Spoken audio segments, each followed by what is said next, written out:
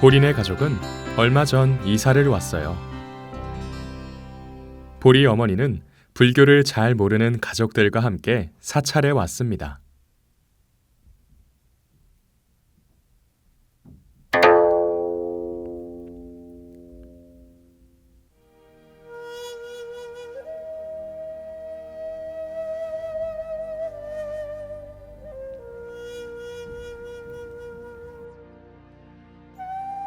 사찰 내에서 스님을 뵈면 합장반배하여 예를 표현합니다.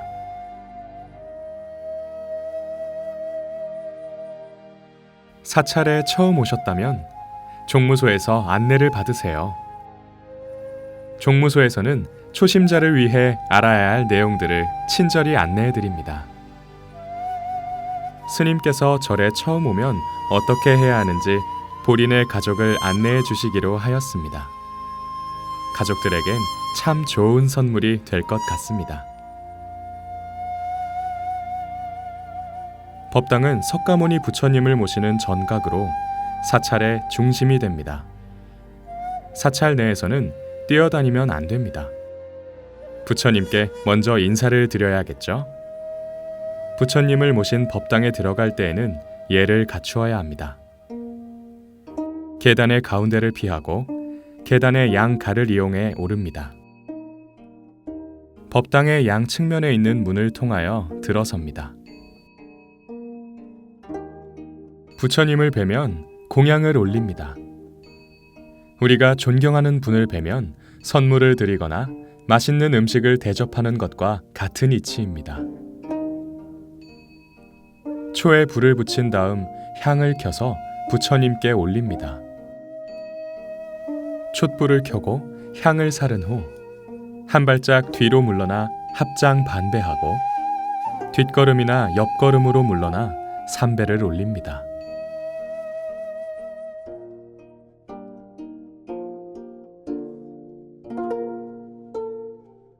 불자가 되는 길이 궁금하다고요? 불자의 신행 생활은 제적 사찰을 중심으로 이루어집니다. 이를 위해서는 제적 사찰을 정해 입교 절차를 받아야 합니다. 입교 절차에서 중요한 것은 수계식을 통해 삼귀의계와 오계를 받고 불자로서 신행 생활을 시작하게 한다는 점입니다. 수계식을 통해 법명을 받고 조계종 신도로서 자격을 갖추게 됩니다. 발심품계란 사찰의 신도가 되어 처음 받는 품계를 말합니다. 이를 통해 사찰과 종단의 신도로서 자격과 소속감 그리고 자부심을 가질 수 있습니다. 발심품계를 받으려면 발심품계 등록 절차를 거쳐 발심품계증을 받게 됩니다. 이제 보리네 가족은 조계종 신도가 되었습니다. 사찰에서 신도를 만나면 합장 반배합니다. 법회는 불교에서 가장 거룩한 만남의 장이며 진리의 모임입니다. 법회 때도 역시 부처님에게 예를 올립니다. 법회를 통하여 부처님의 가르침이 펼쳐지고 우리는 부처님 가르침을 배우게 됩니다.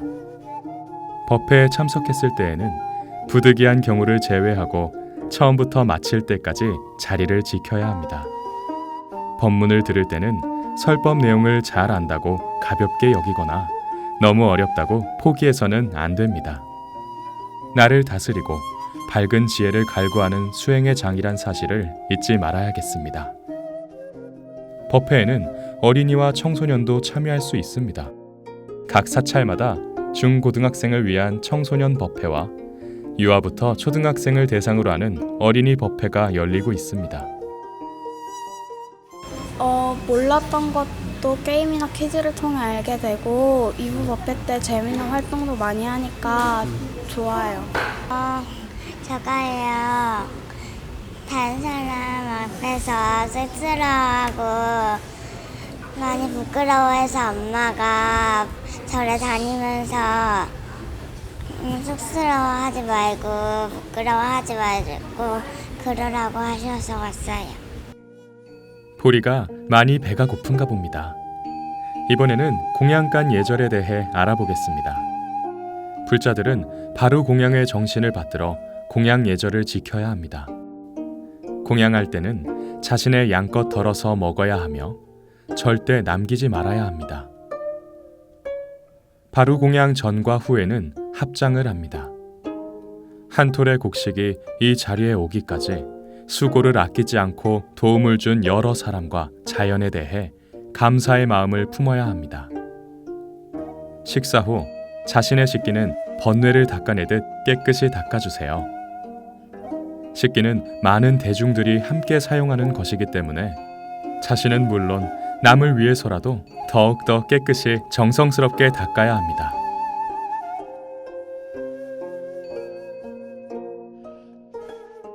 품계제도는 발심품계, 행도품계, 부동품계, 선예품계로 나뉩니다. 입교를 하면 발심품계를 받습니다. 발심품계는 신도품계의 첫 번째 단계로 발심품계 등록을 통해 종단의 새 신도로서 자질을 갖추게 됩니다. 입교 이후에는 신도 기본 교육을 의무적으로 이수해야 합니다.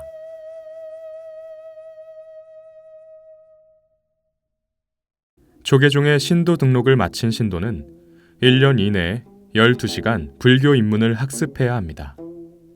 기본 교육을 마친 이후 재교육 과정이 전개되는데 사찰에서의 재교육은 법회 참석, 참회 정진, 간경, 연불, 참선, 전법 교화, 사찰 순례, 교육 연수, 봉사 활동 등을 통해 이루어집니다. 전문 교육은 전문 포교 인력을 양성하기 위한 교육으로 사찰에서 운영하는 불교대학을 비롯하여 불교 상담대학, 불교 교사대학, 불교 디지털대학 등이 있습니다. 이러한 재교육과 전문 교육을 마치게 되면 부동품계를 받게 됩니다. 부동품계를 품서받으면 주요 신도 임원으로 활동할 수 있습니다. 선예품계는 지도자로서 성품과 자질, 그리고 역량을 갖춘 신도들이 지도자 교육 과정을 받고 나서 품서받는 것으로 최고의 품계를 일컫습니다. 지금까지 신도 교육과 품계 제도에 대해 알아보았습니다. 발심 품계를 받고 나면 신도회에 가입하여 여러 가지 봉사 활동이나 문화 활동, 신행 활동 등을 할 수 있습니다. 신도회는 관음회, 지장회, 합창단, 어린이회, 학생회, 거사회 등으로 다양하게 구성되어 있습니다. 이러한 신도회에 가입하여 역할에 따른 활동을 하게 되면 이건 역시 재교육의 범주에 포함됩니다. 이 밖에 사찰의 신행 활동으로 수련회를 간다던가 기도 및 수행 법회에 참여도 하고 방생 법회나 사찰 순례, 체육대회, 기타 사중의 목적 불사에 참여합니다. 4월 초파일 부처님 오신 날은 성도제일, 열반제일, 출가제일과 더불어 불교의 4대 명절 중 하나인데요. 부처님 오신 날 불자들은 사찰을 찾아 관불의식과 참배를 하고 연등을 공양함으로써 모든 사람이 부처님이 되기를 기원합니다. 연등회는 부처님 오신 날을 앞두고 불자와 시민들이 함께 부처님 오신 날을 축하하는 문화축제입니다. 본인의 가족이 사찰에서 보낸 하루 어떻게 보셨나요? 어렵다고 생각했던 사찰 예절, 본인의 가족을 통해 만나보니 어렵지 않지요? 학교에 가서 선생님, 친구들과의 사이에서 예의를 지키고 직장에서 동료들과의 예의를 지키는 것처럼 사찰 예절 역시 자연스러운 것이라는 점 잊지 않으시길 바랍니다. 오늘 여러분이 맺은 불교와의 인연이 오래도록 이어지길 기원하고요.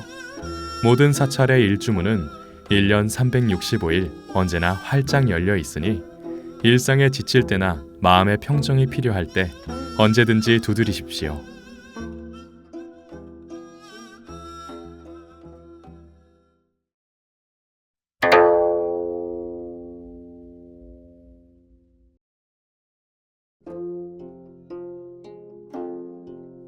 차수는 수행자가 단정한 자세를 유지하고 산란한 생각을 쉬게 하기 위한 자세입니다. 차수는 사찰이나 법당 안에서 움직이거나 서 있을 때 취합니다. 오른손으로 왼손을 가볍게 쥐고 오른손 검지와 중지 사이에 왼손 손가락과 손등 관절이 위치하도록 합니다. 발 뒤꿈치를 모아주도록 합니다.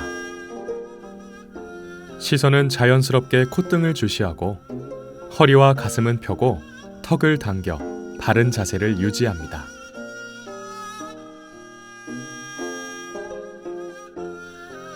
합장은 부처님 제세시부터 전해오는 불교식 인사법입니다.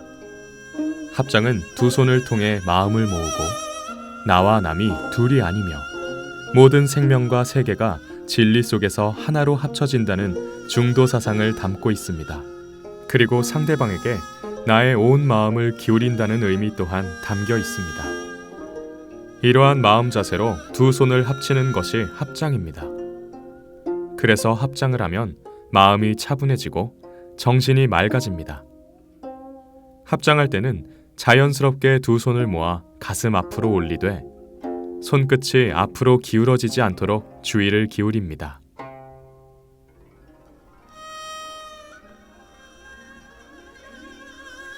절은 굳은 신심을 삼보와 자기 스스로에게 드러내는 기본적인 예법이며 자신을 낮추는 하심하는 모습을 보여줍니다.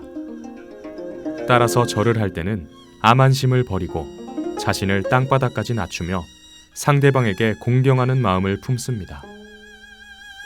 삼배는 불법승, 삼보의 은혜와 공덕을 생각하며 3번 절하는 것입니다. 절을 올릴 때는 합장 반배한 자세에서 자연스럽게 고개를 숙이며 시작합니다. 손은 바닥을 짚고 15도 정도 안쪽으로 모읍니다. 손을 수평으로 귀 밑까지 올렸다 내린 후 자연스럽게 일어섭니다.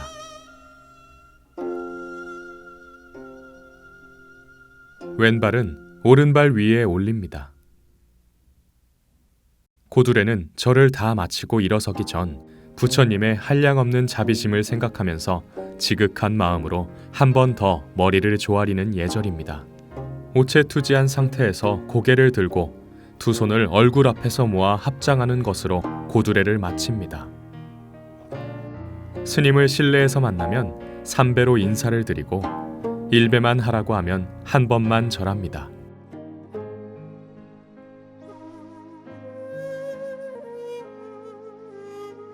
좌선은 안과 밖으로 마음이 동요되지 않는 공부를 통해 자신의 본래 모습을 보는 선의 자세를 일컫습니다. 좌선에는 반가부좌와 결가부좌가 있습니다. 반가부좌. 좌복의 뒷부분을 접어 엉덩이 쪽을 높게 하고 좌복 위에 앉습니다. 오른발은 사타구니 안쪽으로 깊숙이 붙여놓고 왼쪽 다리를 반대편 허벅지 위에 올려놓습니다. 반대 순서로 진행해도 무방합니다. 손 모양은 양손을 포갠 뒤 양엄지를 살짝 닿게 합니다. 손을 포갠 순서는 다리를 포갠 순서대로 따릅니다. 오른발이 왼발 밑에 있으면 오른 손바닥 위에 왼 손바닥을 포갭니다.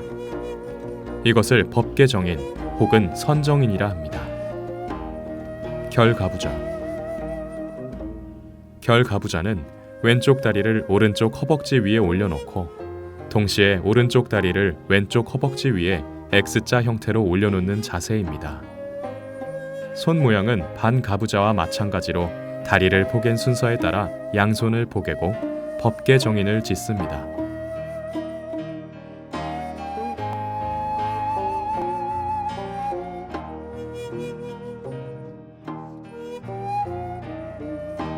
사찰은 불보살님이 계신 거룩한 곳이며 진리의 보금자리입니다. 스님들은 물론 신도님들도 수행을 하는 청정한 공간이 사찰이기도 합니다. 전통 사찰에 가면 일주문이 있는데 이곳에서부터 속세와 사찰의 경계가 시작됩니다. 천왕문은 동서남북 사방을 지키는 호법신으로 불법과 사찰을 보호하며 사람들에게 이익을 베풀어 줍니다. 천왕문 앞에서 합장 반배로 예를 올리고 시간이 허락할 때는 각각의 사천왕님에게도 합장으로 예를 올립니다. 천왕문을 조금 올라가면 불이문이 모습을 드러냅니다. 불이문은 해탈문이라고도 불리는데요. 불이란 둘이 아니라는 의미입니다. 너와 내가 둘이 아니고 선과 악이 둘이 아니며 삶과 죽음 역시 둘이 아니라는 의미를 담고 있습니다. 불의문에 들어설 때도 합장 반배합니다. 이제 불의문을 지나면 청정한 부처님의 세계가 눈앞에 전개됩니다.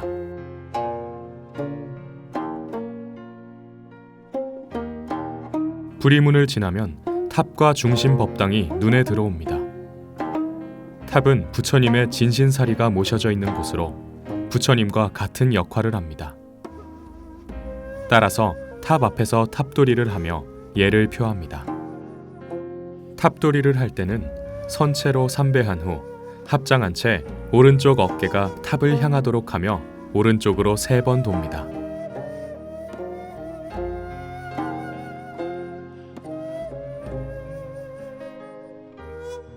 이 비디오를 통해 불교를 처음 접하신 분들에게 많은 도움이 되길 바랍니다.